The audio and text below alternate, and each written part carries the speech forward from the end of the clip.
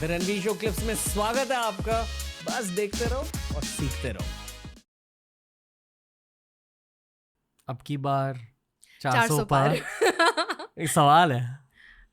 See, मैं उतने numbers वगैरह तो मुझे नहीं आते. I'm not a political analyst or anything, but I don't think they can cross 400. It's not possible. It's not practically possible. समझाइए क्यों? Because again, आप साउथ इंडिया को देख लोगे तो it's about 135, 132 something. उतने सीट्स हैं. उतने सीट्स पर last BJP won was 30 seats in south of India. Definitely there is going to be an increase in the vote share in south of India, but they can not cross maybe 50-60. उससे ज़्यादा मुझे नहीं लगता cross कर सकते without a proper alliance with the local party. तो BJP सिर्फ खुद के दम पे सिर्फ भारतीय जनता पार्टी 400 कर पाएगी, उतना मुझे डिफ़िकल्ट लगता है. अब मुझे क्या, बहुत सारे लोगों को डिफ़िकल्ट लगता है.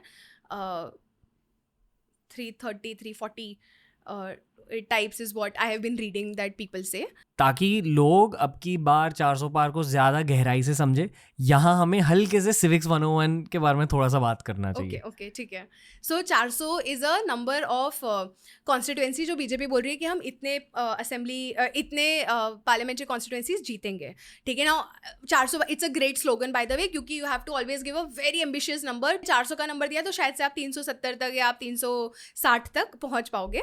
सो it's a great slogan for that matter, and it also rhymes with BJP's अब की बार मोदी सरकार. तो मैं आपको अगर ऐसा थोड़ा civics 101 देती हूँ about लोकसभा, तो there are about 543 Lok Sabha seats across India. In election में जब हम वोट देते हैं तो हम उन लोगों को सिलेक्ट करते हैं जो आपको नेशनली रिप्रेजेंट करेंगे, जो दिल्ली में बैठेंगे जाके. और अगर मैं उड़ीसा में किसी एक पार्लियामेंट्री सीट से वोट कर रही हूँ तो उस इंसान को मैं वोट कर रही हूँ जो दिल्ली में मुझे रिप्रेजेंट करेगा या करेगी, जो नेशनल फोरम पे मेरे इंटरेस्ट की बात करेगा या करेगी. तो ये है लोकसभा इलेक्शन. इसके अलावा होता है असेंबली इलेक्शन. असेंबली सो देश भर में विधानसभा हम जिसे बोलते हैं, तो हर स्टेट के अलग अलग विधानसभा इलेक्शन होते हैं. तो जैसे गुजरात में 2 साल पहले विधानसभा इलेक्शन हुआ था. इस साल महाराष्ट्र में विधानसभा इलेक्शन होने वाले हैं वापस से.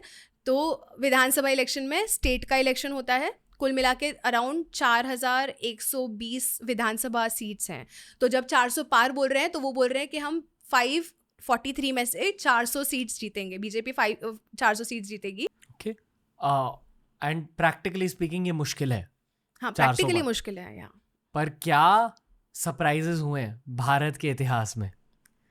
आई haven't tracked it so much, but I think India हमेशा से बहुत ही बट 2014 के बाद में there is very little room for surprise now. मतलब you exactly know what is going to happen because public sentiment है लोगों का. आप सोशल मीडिया पे सेंटिमेंट्स इतना देख पाते हो. सो हम लोग जैसे इलेक्शंस में वी डू सेंटिमेंट एनालिसिस, जो कांस्टेंट होता है कि लोग क्या बात कर रहे हैं. Because everybody is on social media, it's almost like a very general survey के हाँ आपका एक्यूरेट रिप्रेजेंटेशन आ जाता है. तो आपको सोशल मीडिया सेंटिमेंट्स पे से ही पता चल जाता है कि कौन से मुद्दे के बारे में आपको स्पीच में बात करनी है, कौन से मुद्दे के बारे में नहीं बात करनी है, किस मोहल्ले में आप जा रहे हो, आपको कौन से मोहल्ले में किस मुद्दे के बारे में बात करनी है और किस चीज़ को नहीं बोलना है, किसको गाली देनी है, किसको गाली नहीं देनी है, किसकी तारीफ़ करनी है. ये सब बहुत माइक्रो लेवल पर अब आपको पता चल जाता है.